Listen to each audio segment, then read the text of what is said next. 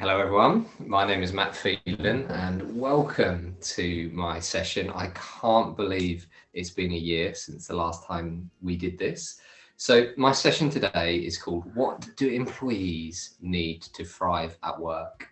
Now, there has never been a time over the last 30 years, I suppose, where this question has been so important.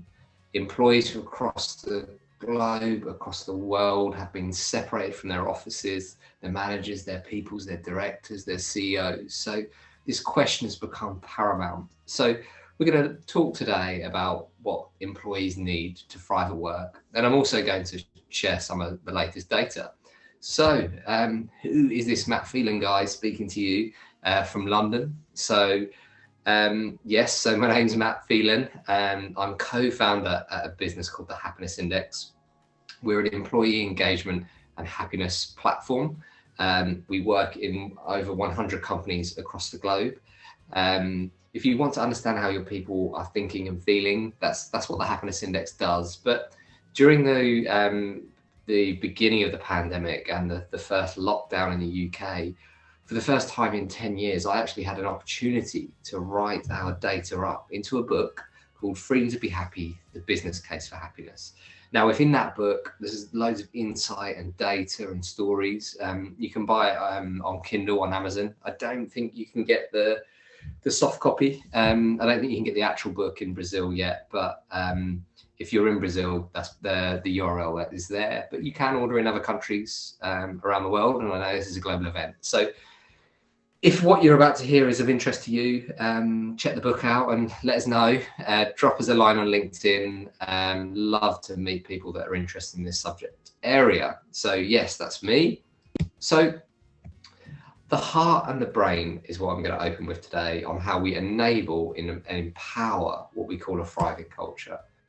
So the way that we define what we see between happiness and engagement is that we believe within the Happiness Index, engagement is what the brain needs at work, and happiness is what the heart needs. Now, companies have been really good throughout the years at giving their employees the engagement side, like a good job description, clarity of role, a good learning and development plan. But quite often, and we're seeing this across the globe in multiple countries at the moment, thousands and thousands of people are resigning in what some people are calling the Great Resignation.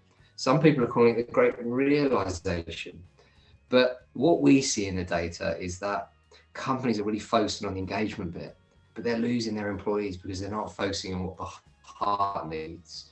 And I'll get into the differences in that, but we use this image within the Happiness Index to get people to really understand, to create a thriving culture.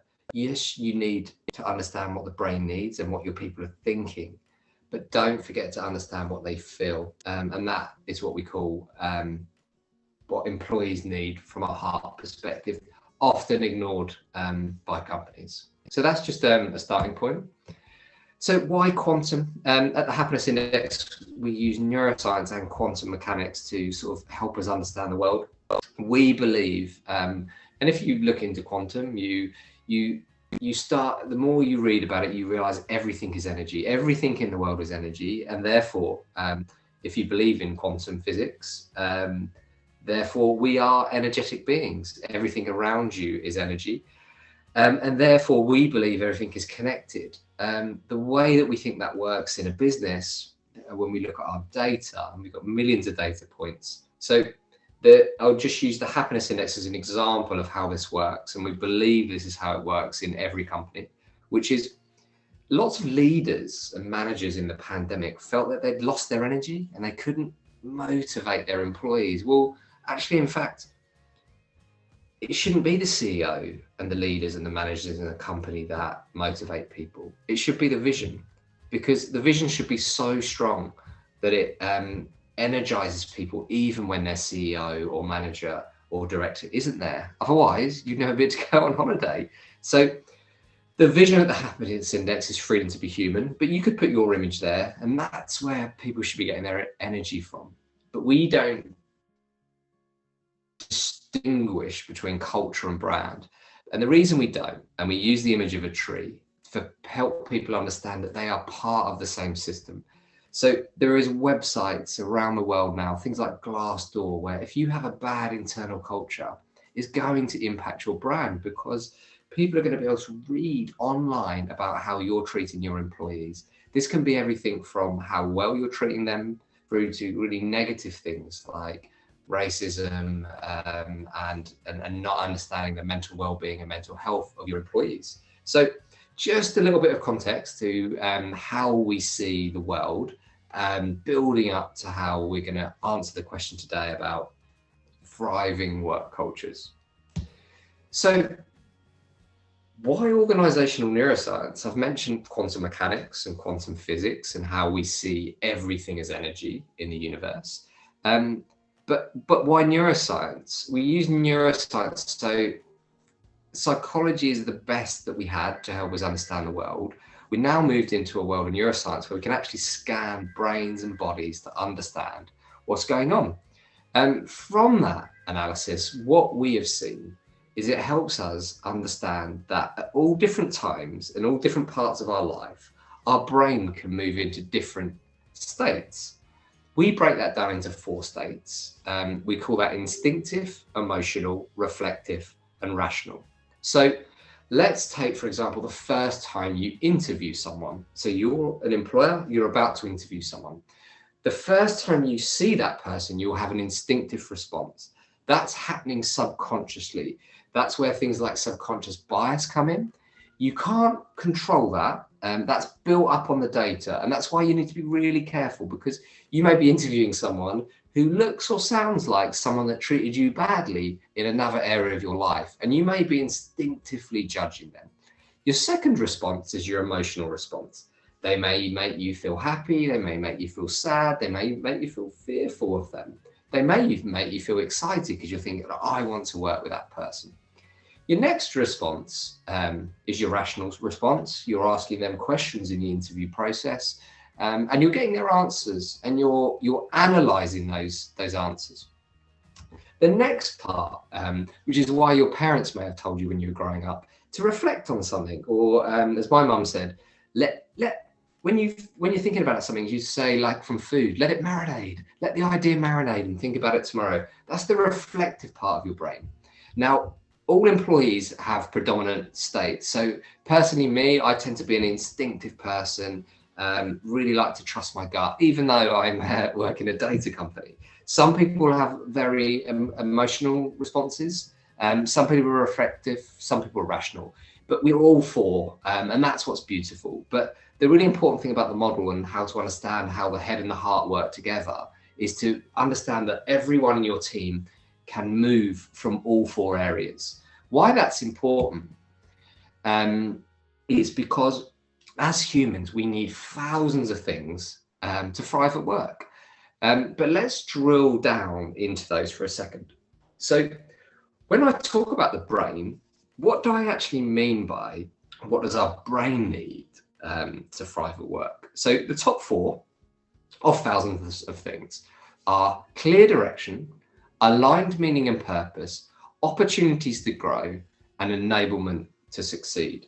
Now, I'm just going to create a little 10-second gap here. And I want everyone that is listening to this just to think for 10 seconds of those 4, which one they think is their predominant. What's the most important one to you? So I'm just going to create a 10-second gap.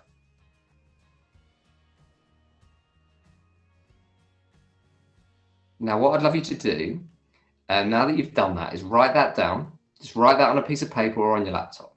Second bit is like, what does your heart need to thrive at work? And again, globally, there's thousands of factors behind this, but these are the top 4. Psychological safety, positive relationships, freedom to take opportunities, and feelings of acknowledgement are the top 4 things that your heart needs to thrive at work and be happy. So I'm going to create those 10 seconds again for you to think about the 4 that you can see on the screen, and I would encourage you to write it down.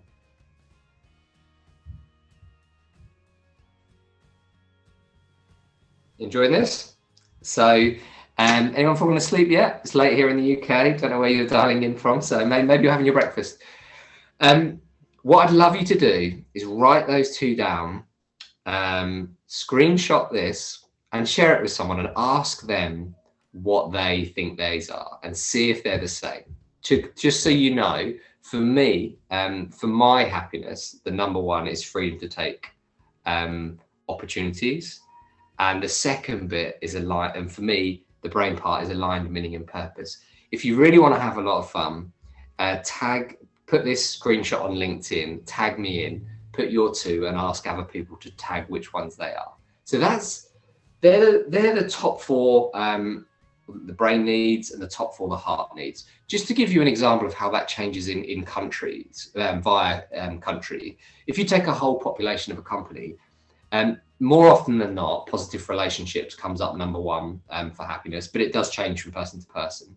But to give you an example, in the United States of America, clear direction and clarity is the second thing that people need to thrive at work. So in America, like every country, it's positive relationships one, and it's clear direction two. But in Canada, which is a country that people may associate as very similar to the USA, is actually a very different response. So positive relationships is number one again, but feelings of acknowledgement is number two.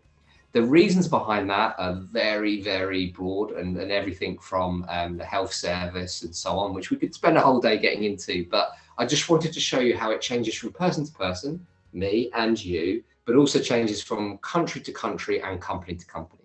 And the reason behind that is because every single individual, even twins with the same DNA, are different. And that is what makes human beings so beautiful and so brilliant.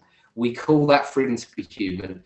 Having all of those 8 at work allows someone to thrive at work. It doesn't mean they will thrive, but this is our job as leaders in companies to create that environment for someone to have all of those is the first step to how you can thrive at work. And it's not a work thing. This is a human thing. We need these at home. We need these at work too. So that's a little bit about that. So when I showed you the brain types earlier, I really wanted to show you this because this is the change curve, and many of you will be adapting your organizations because of the pandemic to remember that all human beings will be going through a different change. And the reason that's important is because we go through them at different stages, the way that you communicate with your employees needs to be different. So, for example, if the majority of your employees are currently in an emotional state, you would be best to communicate with them using stories, using interesting analogies or stories from customers. If you've moved on after a big event and most of your employees are in the rational state, they'll want to see things like roadmaps on how they're going to achieve the vision. The reason I put this up is because in the pandemic, stuff has changed all the time. I only read today that Austria is going back down into lockdown. If you were leading a business in Austria, your employees would have been totally thrown by that. So understanding how your employees are feeling can help you specifically with your communications back to your employees. So this is our happiness engagement model. Everything that I've discussed, you can see in there. So built at the bottom of those neuroscience themes of safety, relationships, meaning and purpose, clarity, freedom, acknowledgement, personal growth and enablement. That is the basis of it. Then we understand the brain types and how that's working. So we've got the instinctive, emotional, reflective and rational, which you showed earlier. That boils up into happiness and engagement. And through that, we can create a thriving culture. This is one of our 4-box quadrant models. It's not a presentation without a 4-box quadrant, is it? When we first started the Happiness Index, we actually thought it might all be about happiness. And maybe this engagement stuff was old and needed to be chucked out. What we actually found is if you just focus on happiness, you could end up with an unfocused workforce, an unrealized potential. Many charities sadly fall into that bracket where they get lots of good, well-meaning people, but there isn't a focus and a direction that's needed that comes from engagement. Likewise, we speak to a lot of companies that think they have a thriving culture where they've got high engagement but low happiness. What you end up there with is a competitive culture. And that can be really damning. You can't see it on the surface because you'll see all the superstars performing really well. But below it, there's a lack of teamwork. There's a lack of collaboration. And both are negative. A competitive or an unfocused work culture just don't work if you want to achieve a thriving culture. When human beings thrive, they grow. When your employees grow, the company grows. It's simple when you think about it, but this is based on all the data. But let's not forget that survival part, that human beings are designed to at times just go into survival mode.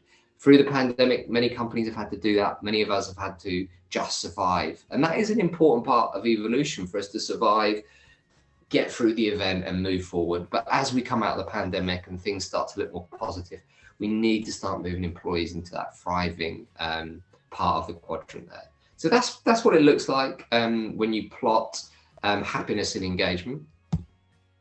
So how has the pandemic impacted happiness? It would help if I could read. What we're seeing across the globe is that engagement has actually held up quite well. Companies have focused on that, but happiness has been very low. And this is why we see a lot of companies come to us saying things. So this is the happiness index dashboard. Just pulled that across a sample data.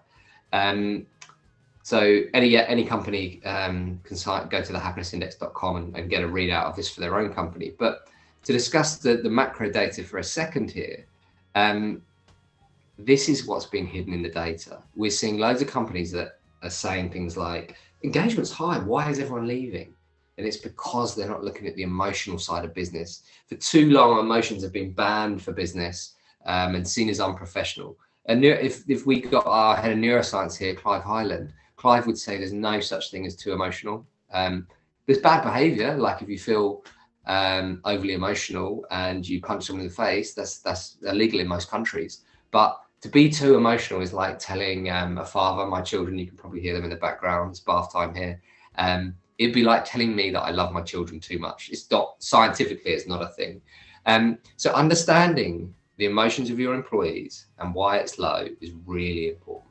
So that's just a bit about what's going on in the world at the moment.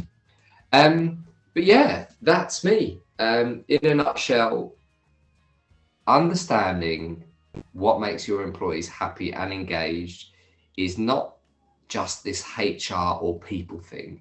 This is essential to every single company that wants to grow financially and philosophically.